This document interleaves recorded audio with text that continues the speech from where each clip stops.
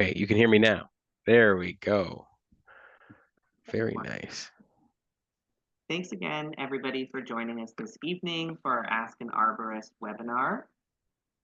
And I have the pleasure of introducing the very wonderful Kyle McLoughlin, who's joining us today as our special arborist guest for our Ask an Arborist event. So for those of you who haven't met Kyle before, let me give you a bit of an introduction. Kyle is a board certified master arborist. He's the City of Burlington Supervisor of Forest Planning and Health and owner and principal arborist of Ironwood Arboricultural Solutions. Before becoming an arborist, Kyle was a climbing instructor and a wilderness guide with a degree in history. And once he decided on his path as an arborist, he began a 4-year apprenticeship and 2 years in the Humber College Arboriculture Urban Forestry program before spending the next year working as a journeyman in Australia, where he created Ironwood Arboricultural Solutions. Since then, Kyle has continued to develop his knowledge of plant biology, the biochemistry of decay, and the impacts of invasive species on our urban forests. This will be our 5th year hosting these Ask an Arborist webinars with Kyle, and we're especially thrilled to have him back with us tonight to share his presentation. Thanks so much to Kyle for making the time to be with us this evening, and I'm going to hand over the screen to Kyle right now. He's going to present for about 45 minutes or until about 7:45 or sooner, and that will make sure that we have enough time for all of the wonderful questions that we've received in advance. So without delaying that anymore, I will hand over the screen to the very wonderful Kyle McLoughlin.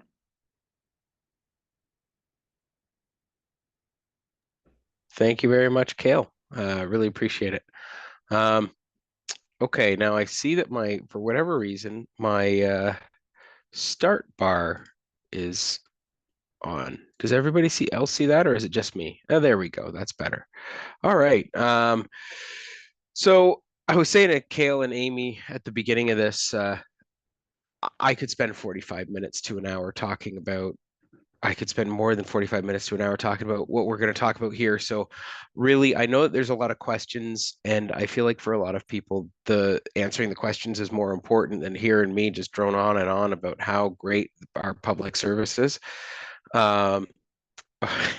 And I'm sure other people may disagree with how great our public service is, but in forestry specifically, we're busting our butts to really bring the most amount of value to taxpayers and mitigate risk to the municipality, both from an environmental perspective, but also from a practical risk perspective. And so this is what I want to talk about. Risk is something I'm really passionate about as an arborist, and I think the more we understand risk, the less we'll be afraid of our trees. But with that being said, it's always important to remember that no tree is safe. Nothing is safe, as it were. As an arborist, I'm a tree risk assessment qualified arborist. So I go through training every certain number of years, 5 years. I have to maintain credentials as well to maintain my certification. And we talk a lot about tree risk because that's the most important thing for a lot of people when it comes to trees. And it's important to remember that there's no such thing as no risk. There is only low risk. There's never a reality that you'll never get hurt, you'll never trip, right? We say when we remove a tree, there's still a risk of tripping over that stump. So no tree is safe. Nothing is really safe. If you're ever concerned about if we're talking about anything today, and I give you some advice, I think it's important for everybody out there to remember, get a professional opinion. If roots have been damaged, your trees have been damaged, especially in a construction project, it's valuable to have somebody come in and say, hey, what does this look like? You look at a lot of trees professionally, right? You wouldn't get a plumber to look at your electrical. Don't get don't get an electrician or a construction worker to look at your trees, right? They're not familiar with that. Just like I'm not familiar with installing sewer laterals. A person who's familiar with installing sewer laterals isn't familiar with planting trees or protecting them from construction impact. So if you're ever at a point where you're concerned about your trees, best thing to do is to call an arborist. What kind of arborist do you want to call? You want to call an ISA certified arborist. So just a quick little bit about my background. We don't need to hash it over because Kale gave me a glowing review. I don't know where he got that bio because it really glossed over a lot of things. In a good way, probably. But I really want to get that point across to everybody that, I'm not just a guy who loves trees or hugs trees. I'm a guy who's worked in trees and on and in and above them. I love climbing trees. I even enjoy cutting them down. I don't like removing trees, but the actual art of the removal is a real skill, and it's not something that you can pick up really quickly. And it's a good removal never happens with a ladder. Let's put it that way. So if you're ever looking for an arborist, look for an International Society of Arboriculture tree risk assessment qualified arborist or International Society of Arboriculture certified arborist. Now, of course, I'm a board certified master arborist. That just means that I have to maintain my credit. I have to be more diligent about maintaining my credential. I need to have 60 hours of continuing education every 3 years. Certified arborist requires 30. Also a certified urban forest professional, which is a little bit different in the sense that, yes, I've climbed trees, but now what do we do in urban forestry? Well, we actually deal with the statistics of trees. So we'll talk a little bit about that. And I want to give everybody just a peek into what we do in our programs because it's amazing the amount of trees that we plant every year and how it gets done. Which we'll talk about. So what's our goal? Everybody walks away with a better understanding of our trees and our tree programs at the city. I want people to love the trees that are growing around them, whether they're in the tree boulevard or the boulevard that's owned by the city, so they're city trees, or they're in your front yard or your backyard or your neighbor's yard or your friend's yard. I want you to love trees just a little bit more at the end of this.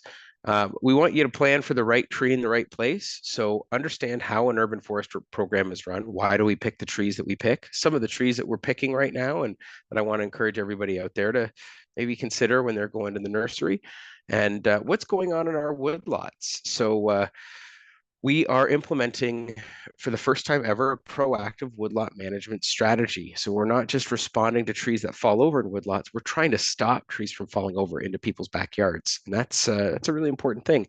And also we're trying to keep our woodlots protected and healthy from invasive species, which are a major problem. So we'll talk a little bit about integrated pest management, which seeing some of the questions that have already come through will be valuable. So why do we make the decisions that we make in urban forestry as part of a municipality? We have an urban forest master plan. So that's something that myself, some consultants, and the manager of forestry worked. I say this, a lot of other people in the municipality worked on the steering committee on this as well, to basically decide how do we guide our forestry department or our forestry group within roads, parks, and forestry. So what are we doing and why, right? Because we're not just planting and cutting trees down. We're doing something practical. We're managing an asset, like we'd manage a road or we manage a sidewalk. So, what are we doing? We want to make sure that the community is engaged, right? So, extensive community engagement is a big part of the Urban Forest Master Plan. Hello, here I am, working with BurlingtonGreen for the second time today. We actually did a planting earlier, planting and tree care workshop in Bromley Park, planted 50 trees. We also, with an urban forest master plan, can get better returns on our investment. It's no surprise that the public purse is pinched right now. We're really trying to be very careful about wasting money and spending it efficiently. Now that makes me happy because I love efficiencies, especially this is why I'm in urban forest planning and health. It's a statistics based and data analysis based group. We don't just do things willy nilly.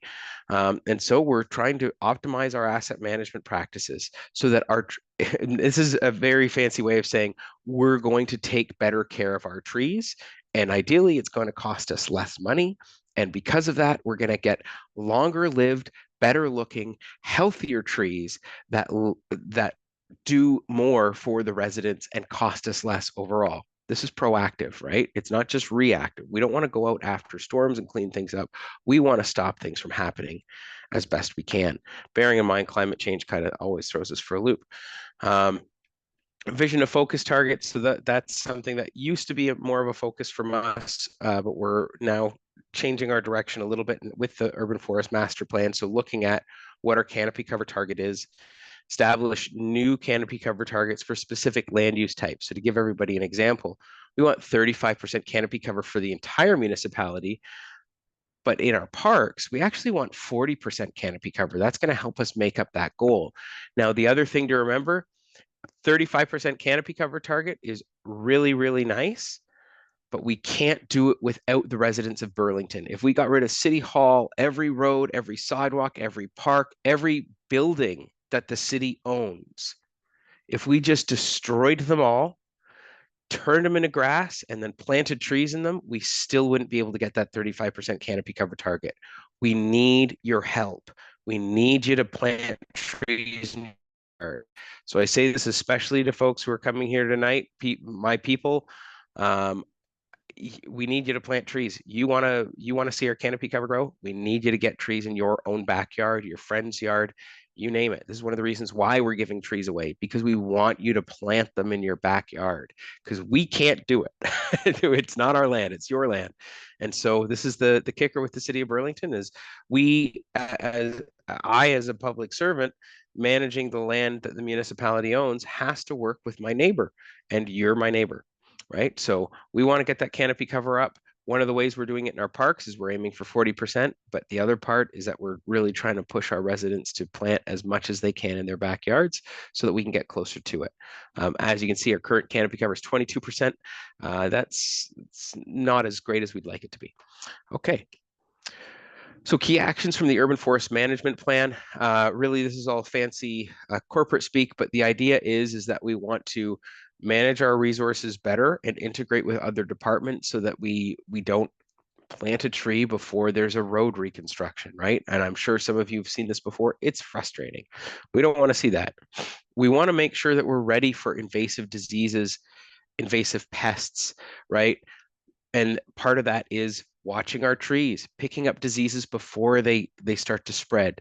That can be tricky, but part of this is public education, which takes us to establish, replace, and enhance. So when we plant a small tree, when a tree comes off of a truck, my staff, myself even, are there to actually inspect those trees to make sure that we're not bringing something into the city that's diseased or sick. And it happens. I mean, you look through, in the case of 2025, we are on track to plant almost 1,500 trees in the street side this year, right? So that's 3 trees a day for every day in 2025. Now, to be clear, obviously we don't plant between January and April, and we don't plant between the middle of November to the end of December. So we have a very small window to plant those 1,500 trees. And we also don't plant in July either because it's too darn hot. So those 1,500 trees go in a very short amount of time. It's a heck of a lot of work.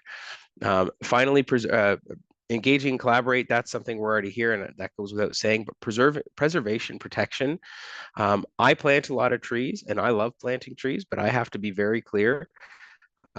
Planting 15 trees is nowhere near as valuable as preserving a 15-year-old tree, right? A tree that's 15 years old, a tree that's 30 years old, those ones are really important because you can't buy time. You can buy trees, but you can't buy the time it takes to grow that tree.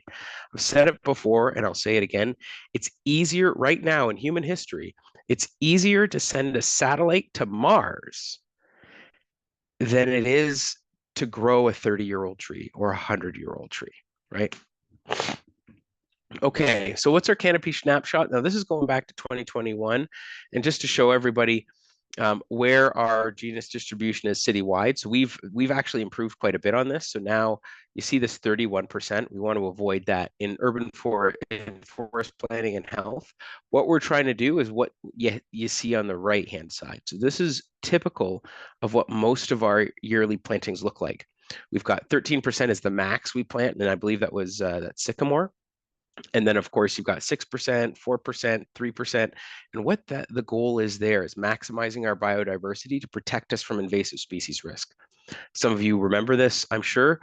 Emerald ash borer has really devastated Burlington's canopy. And the fact of the matter is ash trees were about 15% of our canopy cover when EAB hit. It cost us, as taxpayers, $10 million in Burlington alone just to remove these trees that otherwise would have been fine if it wasn't for this invasive species. So our job in forest planning and health is to try and mitigate that risk. So if we look at this as an investment portfolio, we're investing in stocks. I like to call it the stock market, STALK. We're investing in stocks of trees. And we don't want to invest too much in one genus of tree because if an invasive species comes in, we lose all of that investment overnight and it costs us money. That's not good. So what do? We aim for biodiversity. Why does it matter? Invasive species cost us a lot of money. Like I was saying, risk is a big part of being an arborist. These ash trees, as they died, become incredibly risky. And so not only does it become dangerous to send human beings up to move trees, dangerous to you have to send a crane and a machine, and that's even more money. That's a lot of money for something that otherwise we wouldn't have to do. So we, for me, I miss the beauty of the tree on the street when the tree gets cut down. Or as some of you have seen, juniper and tremonier is a perfect example. Uh, Two beautiful streets in Burlington that were lined with ash trees and had a beautiful canopy covering it. And now they're starting from scratch, essentially. And we've worked with those residents to try and make things as good as possible, bearing in mind the challenges. But this is why planning when it comes to forestry is more important than response, right? An ounce of prevention is worth a pound of cure. And we'll see this come up again. So if you see a tree go in the ground, how can you help the new trees? 10 gallons once a week in the high heat season. Now, I understand some folks out there say they don't want to water a city tree um, with their water because they're paying for it. You're paying for it anyway, right? We're all in this together. We're spending tax dollars to maximize the life of these trees.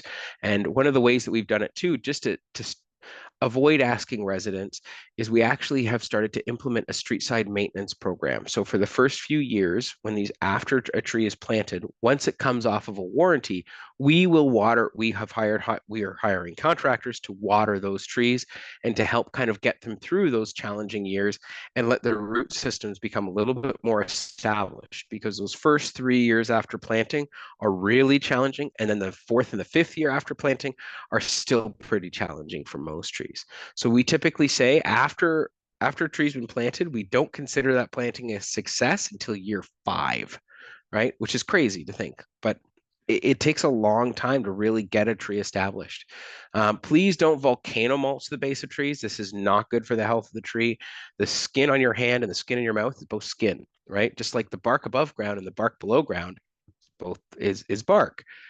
But the skin on your hand wants to be dry and the skin in your mouth wants to be wet. Bark underground wants to be wet and the bark above ground wants to be dry. When you add that volcano mulch, that bark never dries out and the moisture gets in and disease gets in, and then you shorten the life of that tree. And you think about, we just planted it. If it dies in 2 years or 3 years, that's 3 years of good growth on a tree you've lost, right? You can't buy that back. Also, please avoid using string trimmers around the base of trees that we often see will kill a tree pretty quickly within a year or two. How do we select trees? Based on decades of experience, evidence-based practice, scientific research. You can see my photo here is a little bit old. Like everybody can guess where it's from. Pandemic, et cetera, et cetera. Glad that's over. If a tree has been selected, our technicians have taken account street salt. So you don't want to plant salt intolerant species along a street like New Street, for example. New Street has a lot of cars going back and forth. They're going fast. The salt spray gets up and it gets on the trees. And if a tree isn't used to that or it's not evolved to be resilient towards it, it won't last. It'll get wiped out. And we try and avoid that as best as possible by choosing the right tree. Right tree in the right place is what we talk about so often, right? So local and municipal biodiversity is another piece. So we talk about biodiversity across the whole city, but we also look at biodiversity on a street. If we have a street that has 30 maples or 30 oaks, and somebody asks to plant an oak, we're going to try and dissuade that person as much as possible because we're just continuing the problem and leading to the risk that entire street will lose its entire canopy if an invasive species that targets that comes in. So when we look at a street, if we see 30 maples, we're going to suggest a sycamore. We're going to suggest an oak or a beech or a birch, you name it, right? Stormwater redirection. So this is one of the real benefits of trees as an asset. Trees help our stormwater system. Deciduous trees especially. Coniferous trees not as much, amazingly. But the fact of the matter is in Burlington, only 11% of our canopy is conifers. So 89% of our canopy is deciduous trees, and deciduous trees help attenuate storm surges. So what that means is trees actually intercept water. We could talk about this more, and I welcome questions about this later tonight. Trees will intercept water when water lands on those branches and it lands on the leaves, and it takes a little bit longer to get down to the ground. That multiplied over an entire forest or entire woodlot, plus those roots in the ground that help suck up that water. Every little bit counts to help prevent water getting into our creeks and leading to storm surges. So trees help mitigate stormwater, and it's not just this is a nice to have and nobody's researched it. It's a well-researched reality. Okay, so how does it work when we plant a tree? City contract manager, so that would be myself or my staff. We give direction to a contractor. That contractor plants the tree. Then we have a student or staff. I mean, this time of year, we don't have students. We'll inspect the tree to make sure it's been planted properly. It's healthy. If the student has an issue, obviously it goes right up to our technicians or even myself if it's a more complicated issue when it comes to plant healthcare. And if it passes the quality control, the work is invoiced. If it doesn't pass the quality control, it actually goes back to the contractor. The contractor either needs to remedy the issue by replanting the tree or replacing the tree entirely. This is a very simplified version. Here is just a glimpse of what this looks like from a Service Burlington perspective. What we do is it seems very simple. Yeah, just plant a tree. There's a lot of steps involved, right? Who asks? Why? Where does it go? And like I said, this is just a one little glimpse of what it looks like when somebody wants a tree or has a question about a tree. This does not get into any sort of complication or what happens if a tree is removed and then there's a stump and then there's a replanting, which is a whole other process. Needless to say, we get savings and efficiencies because we have economies of scale, but what it also means is sometimes things take longer to happen. And I've heard this from a number of residents. I can just do this really quickly myself. You are absolutely right. You can. The difference is that you're not doing 1,500 and 2,000 stumps, right? So what are we planting this year? These are still some of the more popular ones that we're seeing. And part of it is it's popular in the industry and it's popular with residents. So we've got the sycamore, swamp white oak, cucumber magnolia, the redbud, and the ironwood. So what I'm going to do, and this is just a shot across the bow for kale, I'm going to read through some of these, and then I'd actually like to get to a couple questions, and then we can jump back into the program, the slideshow with because there's a whole heck of a lot more to talk about. If you want to listen to me, if you want more questions or if you have more questions and folks want answers, I'm also happy to go there. So what are we planting? Sycamore is a big one, swamp white oak, cucumber magnolia, redbud, and ironwood. So the sycamore, the swamp white oak, and the cucumber magnolia, they're all big trees. The redbud and the ironwood, they're much smaller. So what I love about the sycamore, it is one of the most widely planted urban trees in the world. It is incredibly resilient when it comes to a lot of pests and disease. It's got beautiful wood. This bark, notice on the left-hand side, people don't like it because they go, oh, it looks really patchy. It's like, that's what it's supposed to look like. That's actually part of the aesthetic. Some people love it. I love the look. The bark actually exfoliates like your skin. And the way I often remember it is some people say it looks a little sick, like a sycamore. There you go. Also looks a little bit like a maple if you look at those leaves. So sometimes if we have a street that's full of maples and people say, I want a maple, I love that maple leaf. We go, oh, what if we gave you one that is a bit of a tricky maple? It's a cheeky maple leaf, It's not quite a maple, but it's almost. Swamp white oak. Now this is one that as we look at sudden oak wilt, we're planting less oaks because we're a little bit nervous about it, right? We don't want to overinvest, like I was saying earlier. We don't want to overinvest in oak trees and then get caught in this sort of conundrum down the track that if oak wilt makes its way to Burlington, we have to cut them all down, right? So we're planting this tree. This is a swamp white oak, so it's supposed to be resilient or resistant towards sudden oak wilt, which is a good thing.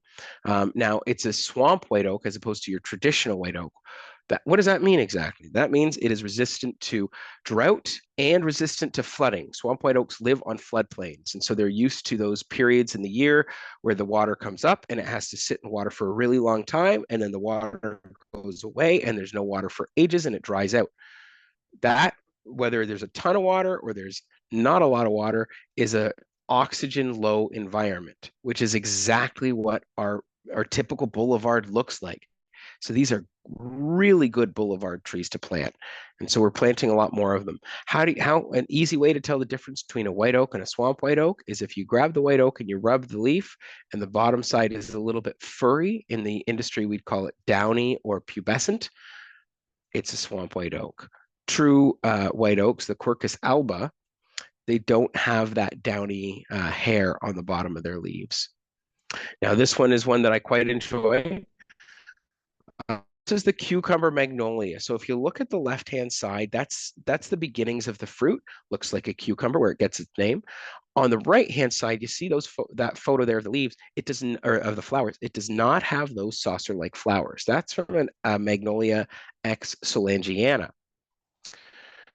Cucumber magnolia actually has nice yellow flowers and it blooms all year. So most folks would be familiar with magnolias only blooming for 2 or 3 weeks, early spring, end of April, early May, whatever. Cucumber magnolia will produce flowers throughout the course of the season. Now, if you want to get a good look at a cucumber magnolia, I encourage you to check out LaSalle Park. We recently had a big, beautiful red oak die. It needed to be removed. It had become hazardous and too high traffic of an area. And so in response and being, how should I put it, cautious about sudden oak wilt, we actually just removed the stump right away. And we're kind of taking that action right now whenever we deal with a large stump from an oak. But what we did is we removed that stump right away. And because it's LaSalle Park and it's one of the most focal points in the pavilion or near the pavilion, we planted a cucumber magnolia. It is a native species. It is actually endangered in Ontario and it's absolutely beautiful.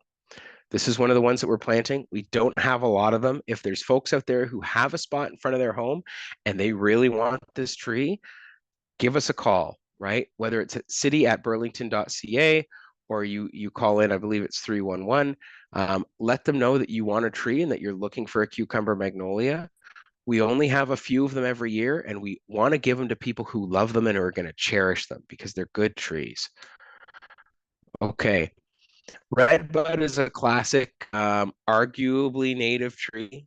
It's native to Pelee Island, which is kind of Canada. It's the most southerly point of Canada on the map. Really nice small tree, beautiful June flower color. Doesn't have a lot of pests to it either. And so we're planting these in spaces where we don't have a lot of room, underneath hydro, things like that. And finally, one of my personal favorites, ironwood. Ironwood is a great tree because it's pretty darn hard. It's resilient to a lot of things. It doesn't get too big and it grows quite slowly. So I'm a big believer in slow is smooth and smooth is fast, and that's what this tree is. So it's not particularly impressive as far as flowers are concerned, but it's got a really nice, interesting sort of fruit there. If you look, it looks a little bit like a hops, or like hops, which is where it gets its other name, hop hornbeam. So there you go. So that's another one that we're planting. It's not resilient towards salt, so we're not planting it on busy roads, but on residential roads, places like the Orchard, for example, or some of the quieter places in Aldershot. We're trying to plant these street side because I love them. They're great trees. And with that, okay, so last thing, and I'm going to pop back to Kale here. What do we need if we want to accept what do we need to accept if we want the benefits of trees? All trees produce seeds, otherwise known as fruits, leaves, and flowers. Trees will grow slowly. I often say a fast-growing tree is also a fast-growing problem, right? So when you plant it and it's small and you want it to grow fast, that's great. But when it's big and it grows fast, then you got to think of what you're going to do with it. right? One of the nice things about an ironwood is it'll get to 60 feet in 70 years, right? A silver maple will get to 60 feet in like 15 years. Nah, maybe 20 years. But you know what I mean? Like this is, we have to think about that because a 60-foot tree, I love a 60-foot tree, but in a boulevard, that's not necessarily the best thing all the time, right? So we need to really choose what tree goes in and what it's going to look like when it gets large. And some of these trees just won't live to their perfect maturity because we live in a city and it's not the ideal environment. Um, we're planting trees for future generations, right? So the trees that I'm planting now, if all if all goes well, they're going to outlive me and probably all of us that are watching this. And that's the hope. We want these trees to live as long as possible, as long as they're bringing a benefit to the residents of the city. And then finally, in order to keep the trees alive, we need to plan our canopy carefully. Treat them as any other part of municipal infrastructure, like a road or a sidewalk, a streetlight, or a sewer. They all need maintenance, and the trees need to be good planning to retain their value. So, with that being said, I'm going to bring Kale into it and say, what are we looking at here, man?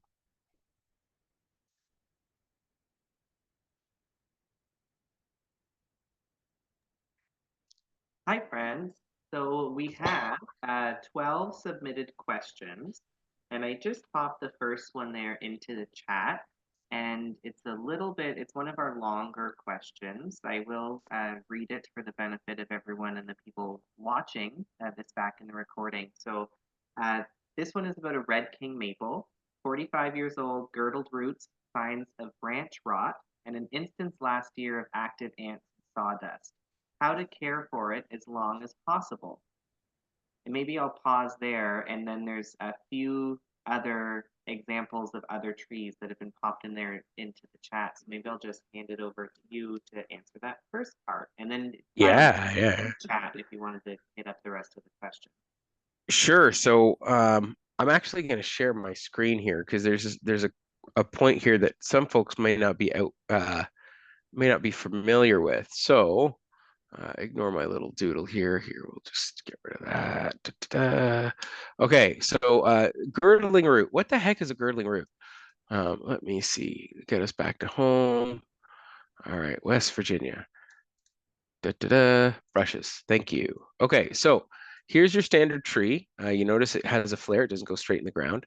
Um, if a root goes out and around, this is from either poor planting practices or nursery practices, and grows around the tree, we call that a girdling root. Now, why is that important? Well, a girdling root, typically what it will do will strangle a tree. So this root growing all the way around to this piece on the right-hand side, for example, what it will end up doing long-term is the nutrient flow up and the nutrient flow down will actually be restricted by this girdling root. That is a problem. And can anybody see what I'm drawing, by the way? I isn't talking. Kale, help me out here, man. Okay, you can see it. Good, good, good. Okay. We went through this at the beginning, just for the record, everyone, and I had no idea that nobody could see. So there we are. This girdling root. So essentially, that will really stress and limit the valuable life of the tree. Now, where are we here for the rest of that question? Okay. Oh, maybe I don't have it. Maybe I can't I see can it because keep I'm on sharing reading this. it. Sure, Uh, yeah, that'd be great. So it said is girdled roots signs of branch rot and an instance last year of active ants and sawdust, and just they wanted to know how to best care for it. Okay, so you want to keep a tree alive. First thing, that those ants in the sawdust, the ants are the symptom, they're not the cause, right? So they're like the sniffly nose. Whenever you see ants, you want to look and see where the ants are going. Um, Carpenter ants don't cause decay; they just take you to it. So that's the first thing. Um, Decay doesn't mean a tree needs to be removed. It just means a tree needs to be monitored. So how do you manage and extend the valuable life of the tree? First of all, strongly recommend you call an ISA certified arborist to look at that girdling root. Because if the girdling root is small enough, if you remove it, the tree can recover. Trees can lose an immense amount of their roots. Like it's wild how many roots, how much of their root system they lose. The trees that we plant street side, for example, those ball and burlap trees, wire baskets, in some cases they're losing 95% of their root system and they're still surviving. Now you don't want to do that to a large tree, but if you have a case of a girdling root, having an arborist who's familiar with root pruning to come out and look at it and say, yeah, I'm okay with cutting that off, or no, if you cut that off, the tree's going to die or be destabilized. That's important because not all girdling roots are created the same, kind of like ingrown toenails, if that makes any sense. I have a very large tree at my home. It is 65, 70 feet tall over top of my garage that has a girdling root. If we remove that girdling root, it could lead to destabilization of the tree. Will it shorten the tree's life? Yes, but I'm not going to destabilize that tree. It's too close to my garage. So keep that in mind. Finally, um, drought, water loss is such a big problem when it comes to trees. So I'm going to actually, this is really timely because the next slide, this right here, and I'll talk about this in a little bit, all those little black dots from this silver maple are actually because the tree was drought stressed.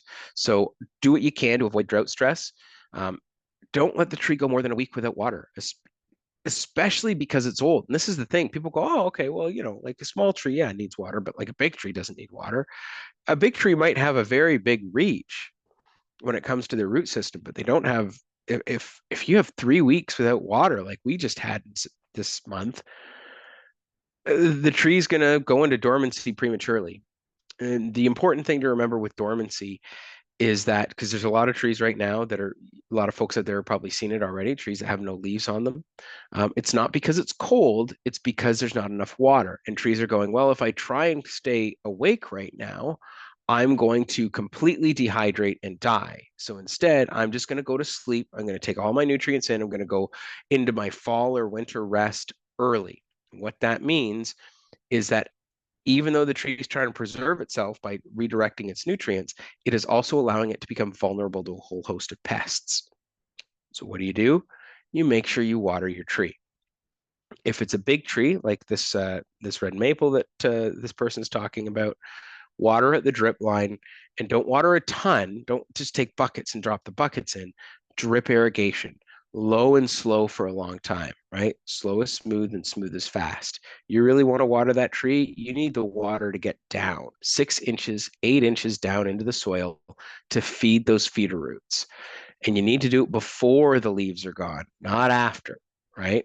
So that's your number one. How do you preserve that moisture as best as possible? Use a mulch ring. Now, remember, we don't want to pile up the mulch against the tree. And we actually have a really good resource that I'm going to share with everybody before we end. And Kale, I ask you to remind me of this because this is a resource that's available to all the residents of Burlington for free from forestry. How to mulch a tree properly. But you add that mulch 2 to 6 inches thick, deep of mulch. And as far as the drip line, now, of course, if a large tree that might be impossible for some people or improbable for some people, but do what you can, right? Mulch rings help. Mulch rings mimic the environment that the trees are used to, the forest environment, help to limit the evaporation of that water that you put in the ground, and water is not cheap, so you want to do that.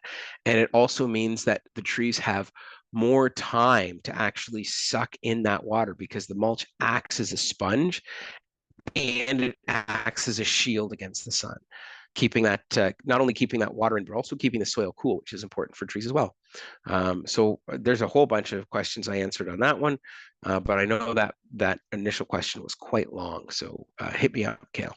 What are we looking at? Yeah, I'll instead of just sharing my screen back and forth, I think I'll just keep it up on you, and then I'll just prepare the next questions whenever you're ready for them. So this one, I think there's actually quite a little bit more in it. So the next portion is also variegated maple, about the similar age, trimming the dark green out annually. Any tips to continue keeping it healthy and variegated? Aha, you know what I love about that is the oxymoron of healthy and variegated. So the fact of the matter is, this maple that you're talking about, that's a variegated maple, is very likely a harlequin maple. Like harlequin as in Harlequin. The harlequin maple is all of that variegation. Actually, I should look it up so I can share it with folks here. Harlequin maple is actually caused by a relative of the tobacco mosaic virus. So,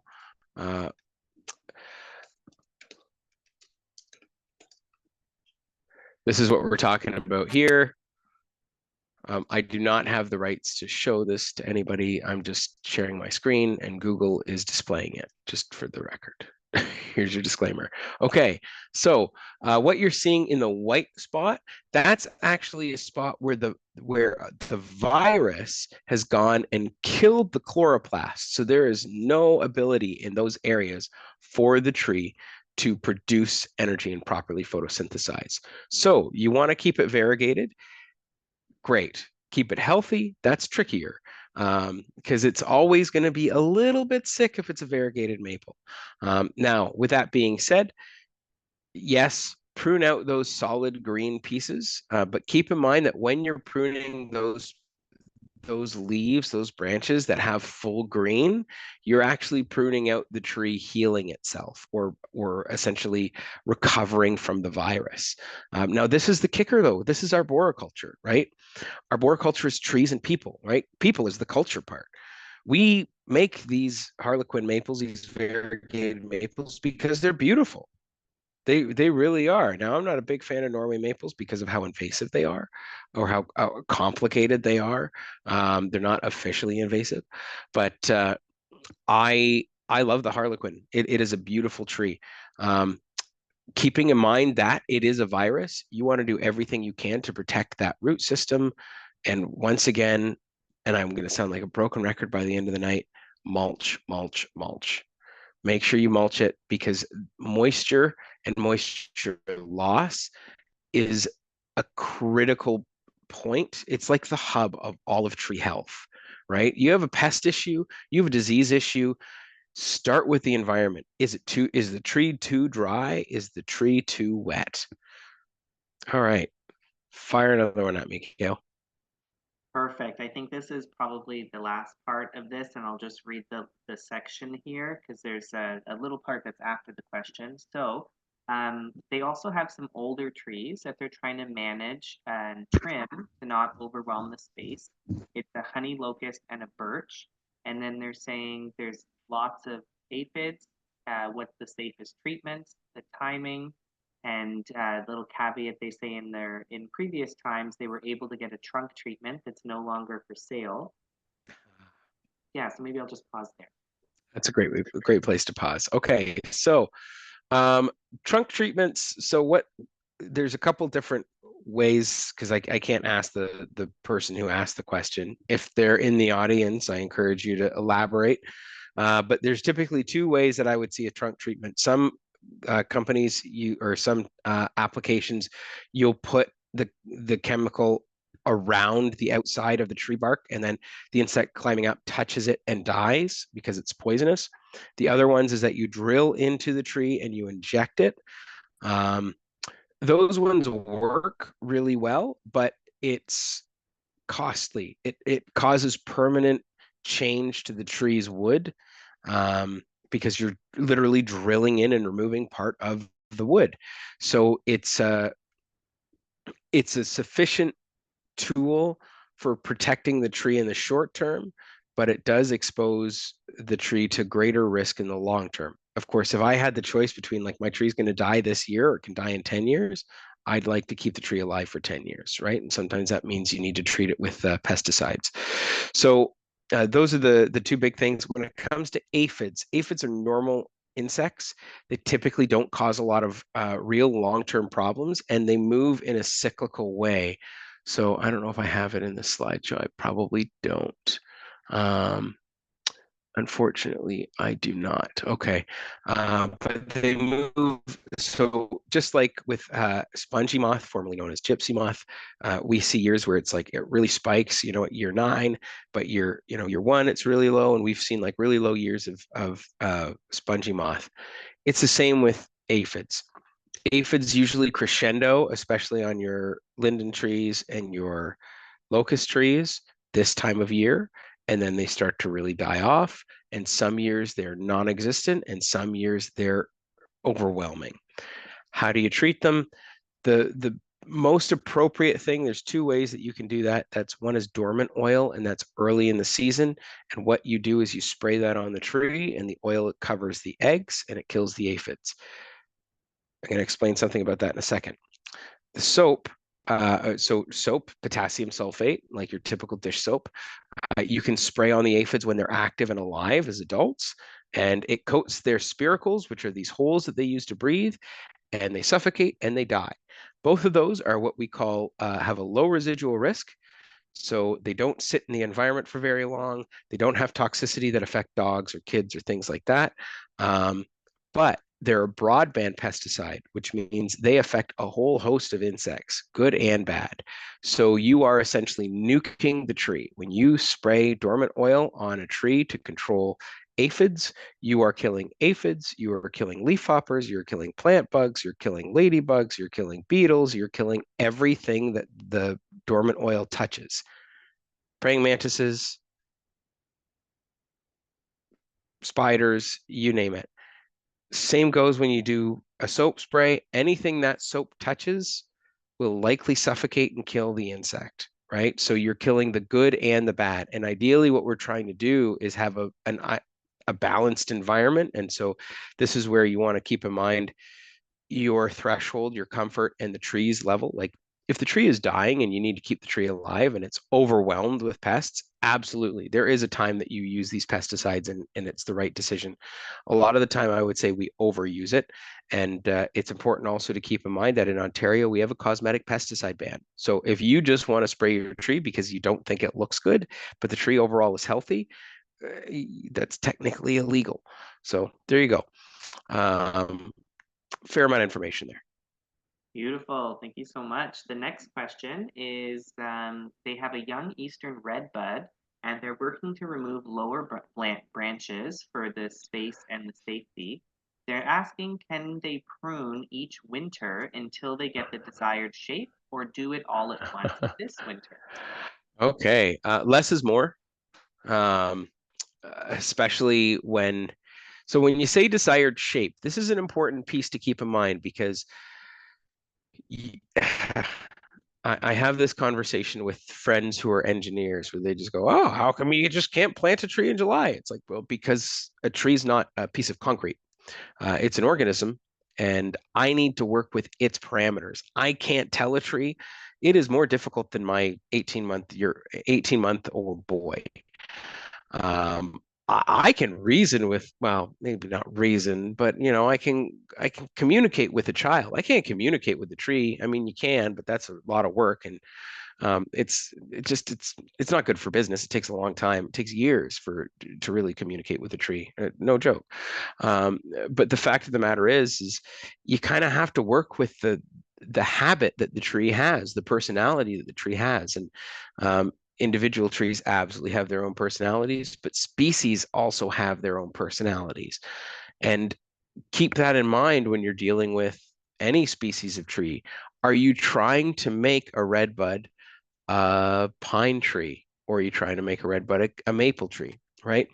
And the reason I say this is just understand when we talk about desired shape, first off, um, what what's the species habit? Because one of the biggest problems with redbud is that you see here how it's clumped.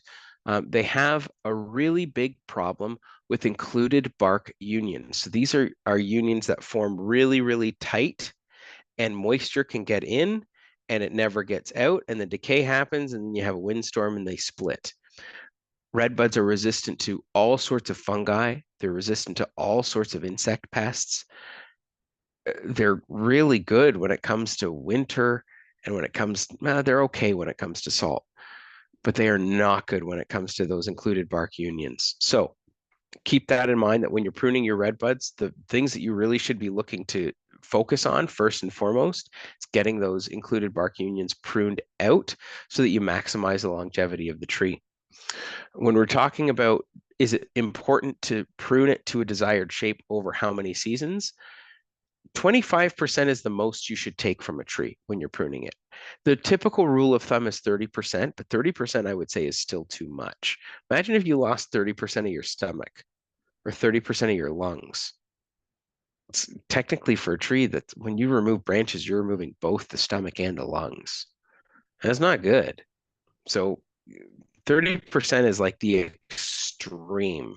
And if you're going to do that in the off season, but I don't recommend it.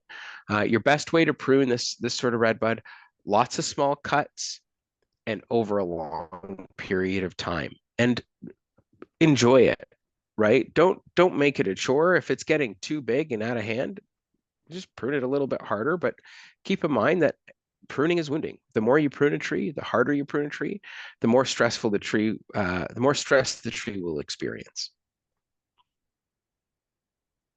Awesome. Thanks so much, Kyle. The next question, they're wondering if there's anything they can do to protect their fruit trees over winter. Um, do we know how big these fruit trees are? Any guesses? I do not. If you happen to be in Okay. the audience here, please feel free to put it in the chat. Oh, 6 feet. There we go. Hey, look at that. Okay, 6 feet's reasonable. So I would consider burlapping them. So that it's, to me, it sounds like they're recently planted. Burlap them in the first couple years. And the reason I say this, burlap does two things. It protects against munching from deer, which, depending on who you are, is an issue. Where I live, deer are a problem. They've nibbled down a few trees of mine. But really, the nice thing about burlap is it protects against, excuse me, rain. Specifically that, like, January rain that turns into freezing rain that turns into damage on your trees. So burlap helps to protect a little bit against wind, a little bit against frost, a little bit against that freezing rain. I would burlap once all of the leaves are off, and remove them once you get to late March, early September, ideally before bud break even happens. Excellent. And does it change anything at all? They mentioned that they're peach and they're plum trees. Oh boy. Okay, so peach and plum. Uh, love peaches. They're probably my favorite fruit. They're really hard to grow. So don't be discouraged. If you struggle with it, just know that you're not alone. Most people do struggle with peaches and plums. Considering that they are peaches and plums, you absolutely want to wrap them because they are less cold hardy than your apples or your pears or your cherries. Also, peaches and plums are in the Prunus genus. Prunus are all susceptible to this lovely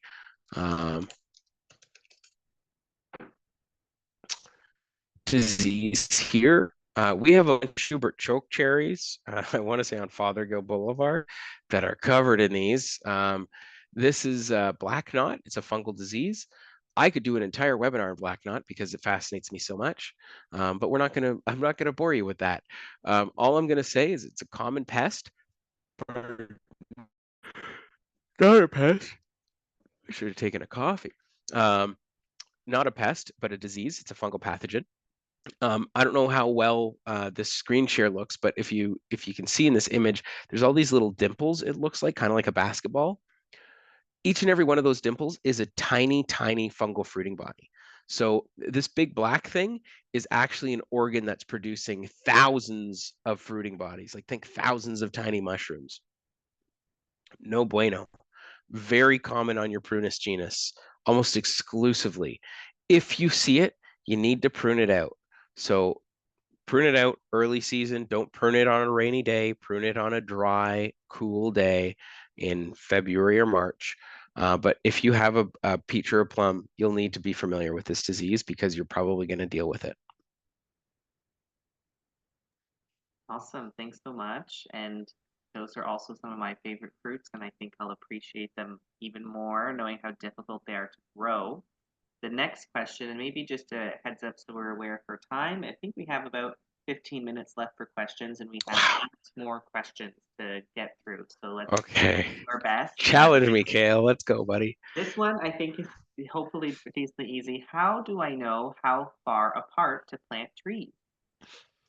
Okay, it depends on what you want. So in Bromley Park, for example, where we planted our mini forest.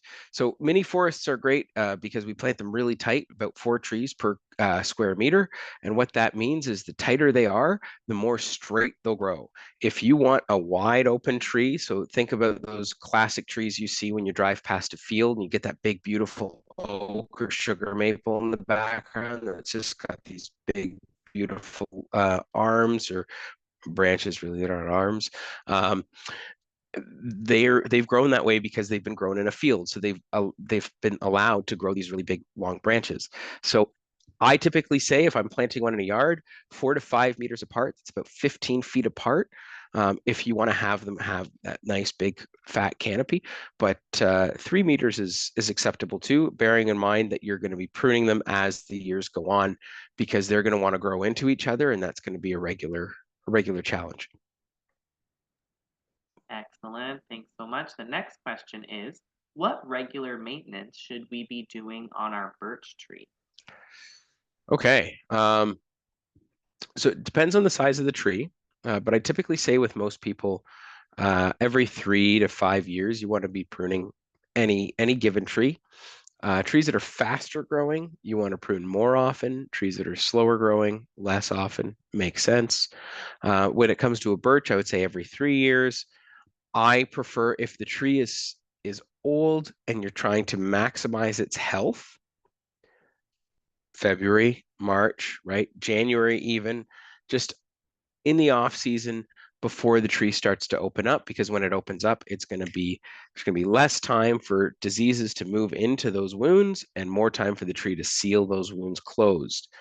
If the tree is really healthy and robust and you're trying to control its growth rate, summertime, August, September, that's not a bad time to do it.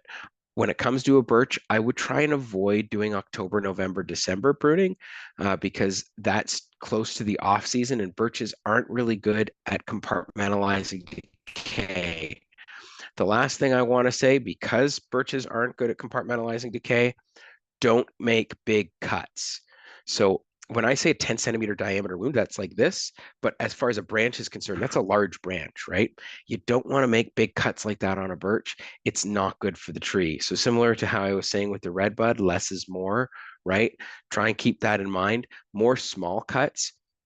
If I have a choice between making one 20 centimeter diameter cut, like taking one giant branch, or doing 10 2 centimeter diameter cuts, I will do 10 2 centimeter diameter cuts every single time, right? There's more surface area and it's way easier for a tree to close this than it is to close this, even if it's closing 20 of these, right? So I hope that that's clear. And if it's not, I welcome the question. But let's go to the next one. Excellent. Thanks so much. The next question, they're saying that their 3-year-old serviceberry is now about 10 feet tall. There's a bend halfway up that truly takes away from the tree. Exposure is sun all day. They're asking if they're able to cut the main stem to get rid of the bent stem. So if you cut the main stem, you can retrain a tree to grow a new one. You just want to make sure that anything that you're cutting it back to is no more, rules of three, right? So you're going to hear this again. No more than, oh boy, 1/3 of the size. So if I'm cutting a piece that's 9 centimeters in diameter, I want to make sure that the piece that I'm cutting it back to is no smaller than 3 centimeters in diameter.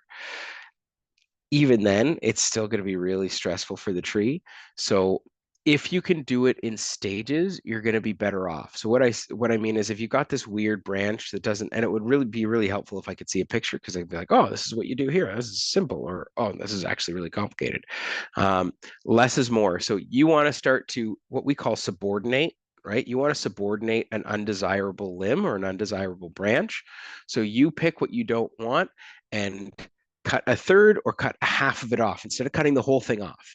Because what this does is this actually signals to the tree, oh, something's happened. That branch isn't giving me the nutrients that I was expecting, or I'm sending nutrients up there and it's coming back. And so what the tree does instead is it starts to send out suckers. And in the process of sending suckers out of that wound, it's also telling the rest of the tree, I don't know if we should keep investing in this bent branch because we've lost half of it.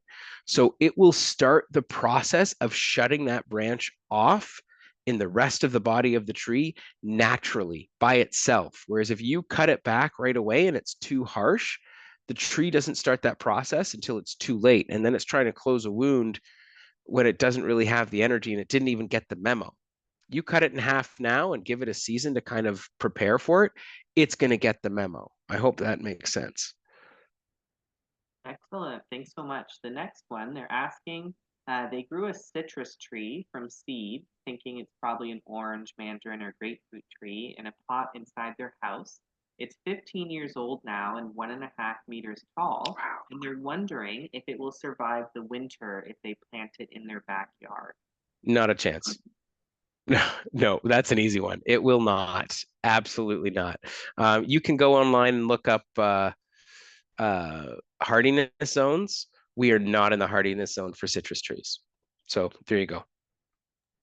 Excellent. Thanks so much for that. The next question, they're letting us know that there's an 80-foot spruce tree with a double trunk. They're wondering what your thoughts of them cutting off the top of the tree so that it's not quite as heavy when the wind is intense.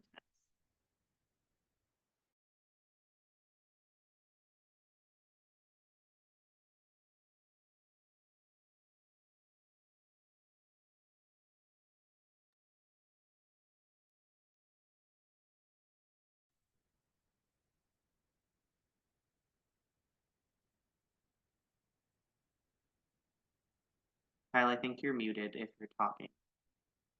That's fine. I'm just cursing my I got one of these draw pads, but it does not work for me very well. I usually find it's a bigger struggle than it's worth. Okay, so we're talking about we got a spruce tree that kind of splits off like this, right? And you're talking about you want to remove part of it to limit the risk of it splitting or the risk of anything that happens there. So yes, you can subordinate it, but keep in mind a couple things. This tree has lived with both of these pieces acting in accordance with each other for a long time. So if this was a 5 foot tall or a 15-foot tall spruce tree, and you're asking me this question, like, yeah, easy, snip, snip, baby. When you're getting to this size, it can be done. And as a professional, I've done it before with clients who have exactly this, like a tree that splits off and one side of that is leaning towards the house and the other side isn't. And I've reduced the one that's closer to the house because essentially you're reducing the leverage, right? So if this is the house here, right, it looks like it's Whoville or something. You remove this part of the tree so that there's only this much that could fail on the house versus this larger piece. The likelihood of something failing, it's going to be the larger piece because there's more leverage, right? It's a larger lever arm. I wouldn't do that without getting a cable personally. And this is where it's important to get an arborist in because nobody but a professional should be climbing all the way up a tree and taking a top out. It's incredibly dangerous work. It is a wild ride and it's super fun. I cannot recommend it enough for those of you who are well trained to do it. And if anybody is trained enough to do it, they've already know that it's a wild ride. But it is also incredibly dangerous and not for the faint of heart. So the reason I say this is like if you just take that top out, you're getting an arborist to do it, you've got somebody in that tree, it might be worthwhile to get another piece of hardware installed in that tree to help mitigate the risk of failure. So what I'm talking about is we will put cables, and you'll see this in our city trees from time to time. either what we call a static cable. That's a cable that goes straight across and it's not meant to move. It's meant to hold the tree steady and consistent with each other. Or alternatively, a dynamic cable, which is like a very big elastic, not elastic band, but a really big rope. It's made of high density plastic, polyethylene to be exact, HDPE, for those of you who are chemistry nerds out there. And what it's meant to do is to allow the tree to kind of move and sway and respond to the movement and also mitigate the risk of it splitting. So if you're going to go through that length, like you can absolutely consider taking the top of one of those two out. I don't say like it's not a decision to be made lightly, both because it's going to be financially expensive and like stressful for the tree, right? Anytime you take a top out of a tree, it's stressful. Sometimes it is the right tool to use, but just make sure you call an arborist and you're working with them, and if they're coming out, um, be open to the idea of getting hardware installed to add to that risk mitigation. Awesome. Thanks so much. The next question is from someone about their Vimy oak that's planted in the back of their home in Pinedale. And they're letting us know that it's badly swollen at grade below the plastic pipe collar. And they're wondering if that reveals anything unhealthy in the tree. Okay, so swelling can sometimes be indicative of a graft, and some of these Vimy oaks, I'm not sure if it's that they've been grown from acorns or they're grown from cuttings from trees at Vimy Ridge. Um, Usually, if you have swelling that's not related to a graft, there's a couple things. There's an abiotic thing, so a non-living thing. Somebody wrapped something around the tree to protect it and didn't remove it in time, and the tree actually started to subsume it into its body. This is why I'm always cautious about tree guards, because tree guards need to be removed. If they're not removed, the trees grow into them, and then you don't know that they're there, and they screw with the tree's physiology. It's like eating rocks, it's like, oh, like, can you eat a rock and not die? Yeah, but is it going to be uncomfortable? Absolutely. Same thing goes for tree wraps, right? Um, the other thing that it could be is a lignotuber or a burl. There are all these sorts of little warty things that trees will grow that are sometimes just part of their individual genetics. Like, we all, as humans, all have a wild amount of variety in our individual genetics. The same goes for trees. Sometimes trees just do things that are weird. Sometimes, if you've got a bulge like that, it's that the tree is trying to store up nutrients in that specific spot for some reason. And finally, it sounds like though this isn't the case, but it could be a case of decay. And so I would kind of poke around, but very, very, very rarely do young trees ever decay because the wood just isn't the right nutrition for decay fungi. Hope that helps. Excellent. And we have 4 questions left and at least a few minutes. So, Okay, speed round, baby. yeah. So this question is they would like to know what not to plant near septic. They have a tree that's growing fairly close to their septic system and wondered if that's okay. Um, if you're willing to prune the roots, sure.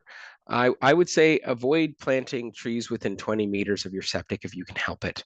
That's about 60 feet. That might be a little bit, let's say, risk averse, but certain trees you want to avoid from your septic, poplars, cottonwoods, and willows, Manitoba maples, those ones especially. Make sure they're nowhere near your septic system. Excellent. Thanks so much. So this one, I'm just going to read the whole thing. So and there's the question at the beginning and then a little bit more. So they would like to know if there's any indications that oak wilt has made it to Burlington yet. And an arborist contracted with Burlington Hydro pruned their oak in April, and they're a bit frightened now that it's at risk of the oak wilt. So how can I keep my oak as healthy as possible to avoid the wilt?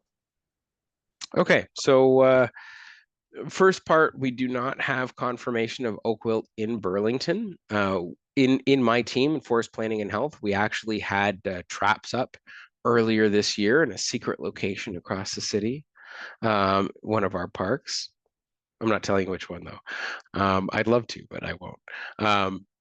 And that trap was actually out to collect this thing called eDNA to see if there's actually environmental signs of oak wilt in Burlington. So far, it seems like we don't have any. So there hasn't been any confirmed cases of oak wilt in Canada since 2023, when they identified it in Niagara on the Lake, Niagara on the Lake, Niagara on the Lake, Niagara on the Lake, Niagara Falls, and Barrie. We think that the Barrie one was because somebody took an infected tree and moved it up there.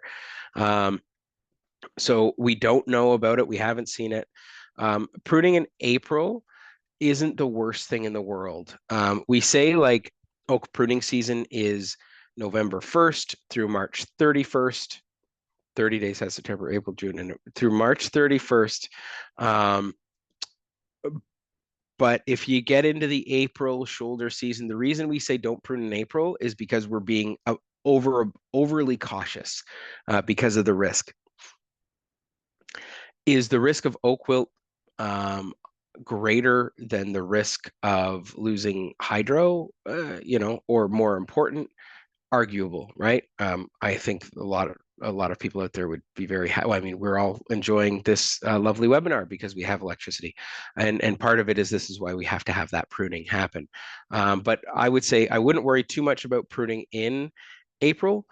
However, we are working with our partners and other stakeholders in the municipality to say, hey guys, like, is there a way that we can try and avoid pruning oaks this time of year and that we just come back and do it, or we just try and line up our hydro pruning to happen all at the same time when it's the best time of year for this disease or for mitigating this disease. We're not there yet. These sorts of things take time, but I would say rest assured that pruning in April of your oak is less problematic than, say, pruning in June. Excellent. Our last two questions here. Are certain invasive trees, such as tree of heaven, and buckthorn, exempt from the tree bylaw in Burlington? What will the city do regarding tree of heaven when the lanternfly is coming and causing problems? Okay, I saw this one earlier and I was really happy about it. So for those who don't know, is a spotted lanternfly. Shout out to our summer student, Jacob Rasmussen, who threw this together. This is the quality of the photos could use a little bit of improvement, but otherwise I'm very happy with it. This is an invasive pest that hasn't found its way to Burlington yet, but we're keeping an eye out. It really loves tree of heaven and black walnut, weeping willow. Now, tree of heaven is an invasive species. Excuse me. For those of you who don't know, I have a 6-week-old kid, so it's been a long 6 weeks. But 7-week-old kid now, I guess. But I say this because tree of heaven is on our list. We would love to, if I had a button that I could just make it all go away, I would. We don't plant them. We don't advise planting them. We completely encourage everybody to avoid plant tree of heaven at all costs. I mean, and if you see it come up, get rid of it. We will need millions of dollars to remove all of the tree of heaven in the city. It is not exempt yet, but I think that they're heading there. Buckthorn, I don't think would even fall under the tree protection bylaw because buckthorn trees don't get big enough. And we're actually working to get rid of buckthorn. So just an interesting aside, not aside, this is actually quite relevant. If I can get my photos pulled up here. Oh, darn. Some of that didn't transfer. That's too bad. Okay, well, I'll pull this one up. Here we go. So here's a spot that was completely overrun with buckthorn. And this is part of our woodlot management strategy. So big thanks to council for supporting this. We've gone through and we're starting to do this in a few areas. Remove the buckthorn, remove the hazardous trees. That's what it looks like post removal.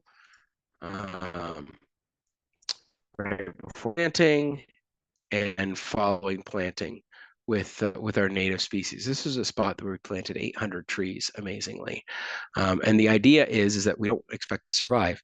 But the whole point being, like, buckthorn is a is a headache and we're trying to get rid of it. And it takes an immense amount of time and energy and money to do it. And so we have to be thoughtful about it. I think what I can say is if there's a resident out there who happens to have a tree of heaven in their frontage, there aren't many people out there who have them in Burlington. But if you have them and you're not have a tree of heaven, you're not thrilled about it and you'd like a different tree, give us a call because that is one that we want to see less of. And challenges with a lot of tree heaven, it's in places that are either really prominent public places that we just, if we got rid of them, we'd be getting rid of big, beautiful trees. And that's complicated, right? People get upset, even if it is an invasive species. And then also in our woodlots where it's kind of gotten away from us. And if we were to get rid of all the tree of heaven, we'd be getting rid of every single tree in a woodlot. And then we're looking at tens of thousands of dollars to do this, not to mention to replant afterwards and the impact that that's going to have on the water course or the erosion or what have you. So not yet, but at some point, hopefully we'll get there. Hope that answers your question. Excellent. We have just a few minutes left, so maybe I'll just throw in the last question. Someone popped into the chat, and when you were talking on the first one, which I believe was about the king maple and the variegated maple or the variegated maple, somebody popped in and just asked if the same watering method applies to spruce and pine trees. Yes, great question. So spruce and pine trees, absolutely, they are way more sensitive to drought. Um, and they're way more sensitive to heat. So one of the biggest challenges we're expecting, and I say we're expecting, I'm seeing on a daily basis is the struggle that conifers have now. Our white pines, our white spruces, they're not used to the warmth and the heat that we're getting or the lack of water. And so yeah, absolutely water them as best as you can. Um, and do that drip irrigation low and slow. Excellent. Thank you so much, Kyle.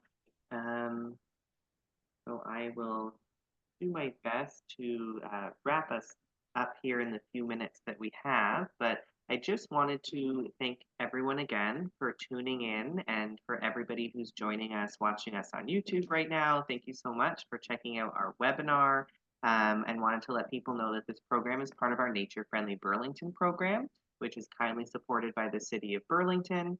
And Nature Friendly Burlington is all about making connections between local nature and people stronger. The more we connect to nature, the more we appreciate it, protect it, and care for it. So thank you, Kyle, and thank you to everyone for taking the time out of your evenings to join us. We'd love to consider you to consider volunteering with us, following us on social media.